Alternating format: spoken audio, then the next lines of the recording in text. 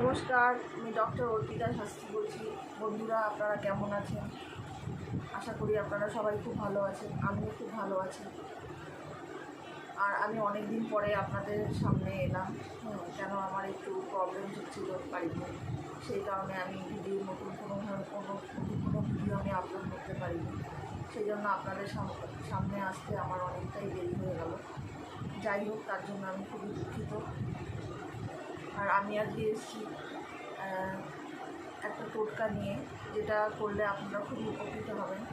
সেটা হচ্ছে আমাদের ফিনান্সিয়াল যারা আর্থিক অনটনের মধ্যে ভুগছেন, তারা আমার টোটকাটা যদি আপনারা করেন, তাহলে আপনারা আশা করি আপনারা খুবই উপকৃত হবেন। কেন আমি এটা নিজে প্রয়োগ করে আমি প্রচণ্ড সাকসেস পেয়েছি।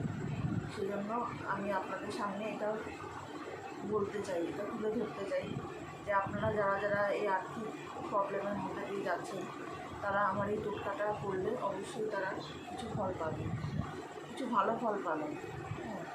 আপনারা কি করবেন, আপনারা যে কোনো দিন স্নান সেরে সন্ধ্যাবেলা আপনারা স্নান হয়ে পরিষ্কার করে স্নান করে একটা শুদ্ধ বস্ত্র পরে আপনারা ঠাকুরের সঙ্গে বসুন। প্রত্যেকেরই একটা আলাদা আলাদা ঠাকুর ঘর থাকে, বা যাই হোক, একটা ঠাকুরের ছবি, যাদের ঠাকুর ঘর নেই তাদের অন্তত ঠাকুরের ছবিতে একটা থাকবে। সেখানেই আপনারা একটা প্রদীপ জ্বালিয়ে, একটা ধূপকাঠি জ্বালিয়ে আপনারা বসুন, আসন পেতে বসুন। বসে আপনারা একটা অশ্বত্থ পাতা নেবেন। অশ্বত্থ পাতা কিন্তু কোনো সময় গাছ থেকে ছিঁড়তে নেই। আপনারা তার আগে অশ্বত্থ পাতাটা আপনারা কীভাবে কালেক্ট করবেন, আপনারা অশ্বত্থ গাছের সামনে যাবেন, এখানে যেখানে আপনারা থাকেন সেখানে আপনারা গিয়ে আপনারা অশ্বত্থ গাছের নিচেই দেখবেন অনেক পাতা পড়ে থাকে। সেখান থেকেই আপনারা একটা পাতা সংগ্রহ করে নিয়ে আসুন।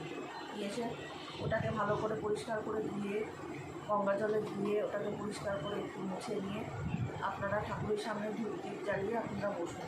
বসে আপনাদের যার ইষ্টমন্ত্র, কারো গণেশ ইষ্টদেব, কারো মা কালী, কারো দুর্গা, কারো শিব, কারো কৃষ্ণ, যার ইষ্টদেব যেই হোক, আপনারা তার বীজ মন্ত্রটা আপনারা একটা লাল কালির পেন নিয়ে আপনারা ওই অশ্বত্থ পাতার মধ্যে সেই বীজ মন্ত্রটা লিখে আপনারা সেই পাতাটাকে আপনারা কী করবেন, আপনারা আপনাদের পার্সে বা ওয়ালেটের মধ্যে আপনারা রাখুন।